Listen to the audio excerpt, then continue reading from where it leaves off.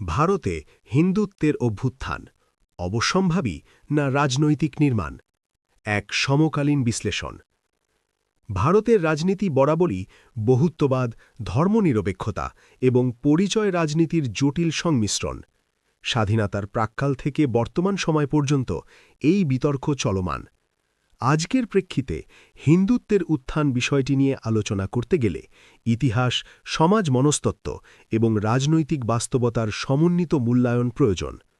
ঐতিহাসিক প্রেক্ষাপট, বিভাজনের সময়ের বিতর্ক। ভারত বিভাগের সময় দেশের রাজনীতিতে হিন্দু-মুসলিম সম্পর্ক একটি কেন্দ্রীয় প্রশ্ন হয়ে উঠেছিল। এই সময় সংবিধান প্রণেতা ভীমরাও রামজি আম্বেদকর কংগ্রেসের নীতির সমালোচনা করে অ্যাপিজমেন্ট ও সেটেলমেন্টের মধ্যে পার্থক্যের কথা বলেছিলেন। তার মতে কোনো সমস্যার স্থায়ী সমাধানের জন্য সীমারেখা নির্ধারণ জরুরি, শুধুমাত্র সুবিধা প্রদান নয়। অন্যদিকে মোহনদাস করমচাঁদ গান্ধী খিলাফত আন্দোলনের সঙ্গে স্বাধীনতা সংগ্রামকে যুক্ত করেছিলেন, যা নিয়ে তখনও মতভেদ ছিল। রবীন্দ্রনাথ ঠাকুরের মতো চিন্তাবিদ এই নীতির সমালোচনা করেছিলেন। এ থেকেই বোঝা যায় ভারতের স্বাধীনতা সংগ্রামের ভিতরেই নীতি ও কৌশল নিয়ে মতভেদ ছিল। তোষণ বনাম ধর্মনিরপেক্ষতা, বিতর্কের মূল। ভারতের সংবিধান ধর্মনিরপেক্ষ রাষ্ট্রের ধারণা দেয়, যেখানে রাষ্ট্র কোনো ধর্মকে বিশেষ সুবিধা দেবে না, বরং সকল ধর্মকে সমান মর্যাদা দেবে। কিন্তু বাস্তব রাজনীতিতে সংখ্যালঘু অধিকার এবং তোষণ শব্দ দুটি প্রায়ই বিতর্কের কেন্দ্র হয়ে উঠেছে। এক পক্ষ মনে করে সংখ্যালঘুদের উন্নয়ন ও সুরক্ষা দেওয়া রাষ্ট্রের দায়িত্ব।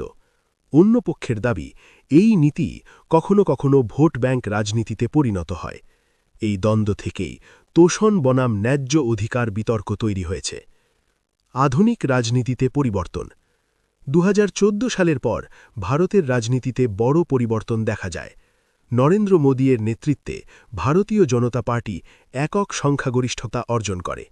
এর আগে অটল বিহারী বাজপেয়ীর সময় জোট সরকারের ওপর নির্ভর করতে হয়েছিল।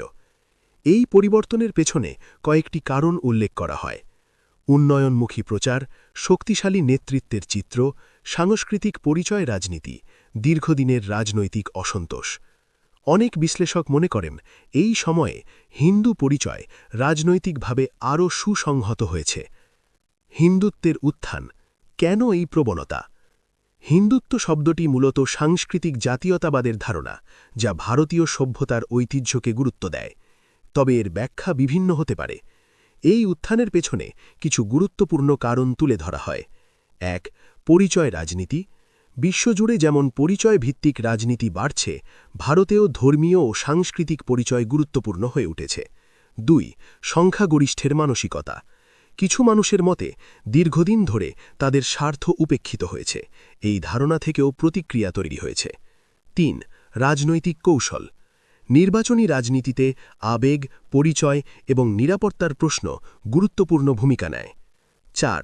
সামাজিক পরিবর্তন। মিডিয়া, সোশ্যাল মিডিয়া এবং দ্রুত তথ্যপ্রবাহ মানুষের মতামত গঠনে বড় ভূমিকা রাখছে। সমালোচনা ও পাল্টা মত। হিন্দুত্বের উত্থান নিয়ে ভিন্ন মত রয়েছে। সমর্থকদের মতে এটি সাংস্কৃতিক আত্মপরিচয়ের পুনর্জাগরণ। সমালোচকদের মতে এটি ধর্মীয় মেরুকরণ বাড়াতে পারে। ভারতের মতো বহুধর্মীয় দেশে এই ভারসাম্য বজায় রাখা একটি বড় চ্যালেঞ্জ। ভারতের ভবিষ্যৎ, সহাবস্থান না মেরুকরণ। ভারতের শক্তি এর বহুত্বে। এখানে হিন্দু, মুসলিম, খ্রিস্টান, শিখ, বৌদ্ধ, জৈন সব ধর্মের মানুষ সহাবস্থান করে এসেছে। স্বামী বিবেকানন্দ বারবার মানব ধর্ম ও সহনশীলতার কথা বলেছেন। একইভাবে সংবিধানও সকল নাগরিকের সমান অধিকারের কথা বলে। অতএব ভবিষ্যতের জন্য মূল প্রশ্ন হল, পরিচয় রাজনীতি কি সহাবস্থানের সঙ্গে চলতে পারবে, নাকি তা বিভাজনকে বাড়াবে? উপসংহার: ভারতে হিন্দুত্বের উত্থান একটি বাস্তব রাজনৈতিক প্রবণতা, কিন্তু এটি অবশ্যম্ভাবী কিনা তা নিয়ে মতভেদ রয়েছে। এটি যেমন ঐতিহাসিক অভিজ্ঞতা, রাজনৈতিক কৌশল এবং সামাজিক পরিবর্তনের ফল, তেমনি এটি মানুষের মানসিকতারও প্রতিফলন। ভারতের গণতন্ত্রের শক্তি এখানেই। এখানে বিভিন্ন মত, পথ এবং দর্শনের সহাবস্থান সম্ভব। তাই কোনো একপাক্ষিক ব্যাখ্যার বদলে এই পরিবর্তনকে বুঝতে হলে প্রয়োজন সমগ্র প্রেক্ষাপটের বিশ্লেষণ। এই ভিডিওতে উপস্থাপিত সমস্ত সংবাদ, তথ্য ও মতামত শুধুমাত্র তথ্য ও জনসচেতনতার উদ্দেশ্যে প্রকাশিত। এই চ্যানেল কোনো তথ্যের সম্পূর্ণ নির্ভুলতা, পরিপূর্ণতা বা সময় উপযোগিতা নিশ্চিত করে না। এখানে প্রদত্ত তথ্য বিভিন্ন সার্বজনীন উৎস ও সংবাদ মাধ্যমের উপর ভিত্তি করে প্রস্তুত। এই ভিডিওর কোনো অংশ দ্বারা কোনো ব্যক্তি, প্রতিষ্ঠান, সম্প্রদায়, ধর্ম বা রাজনৈতিক গোষ্ঠীর বিরুদ্ধে মানহানি, উস্কানি বা উদ্দেশ্য প্রণোদিত বক্তব্য প্রদান করা হয়নি। এই ভিডিওর তথ্যের উপর নির্ভর করে গৃহীত কোনো সিদ্ধান্ত বা কার্যকলাপের জন্য চ্যানেল কর্তৃপক্ষ দায়ী থাকবে না। দর্শকদের নিজস্ব যাচাই ও বিবেচনার মাধ্যমে মতামত গঠনের জন্য অনুরোধ করা হচ্ছে। কপিরাইট সংক্রান্ত কোনো বিষয় বা তথ্যে কোনো ভুল থাকলে অনুগ্রহ করে সরাসরি আমাদের সাথে যোগাযোগ করুন। আমরা দ্রুত প্রয়োজনীয় সংশোধনমূলক ব্যবস্থা নেব।